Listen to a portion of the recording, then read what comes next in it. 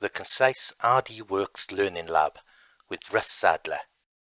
Session 15, Setting the Worktable Level.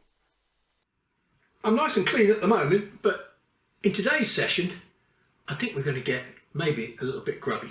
We're going to look at this thing here, the work table. It's an essential part of setting this machine before you really start using it, that you set the table up level.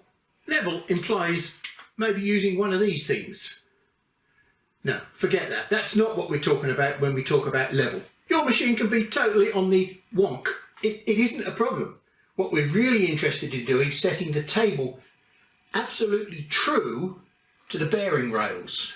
In other words, we want this to be flat in this plane, running true to that bearing rail, and we want it level in this plane, running true to the wide bearing rails. Before we do that, I think I really ought to explain why we need it. Now, one of the most complicated and misunderstood things about this machine are these things, lenses. I'm not going to get into a rant of mine about lenses because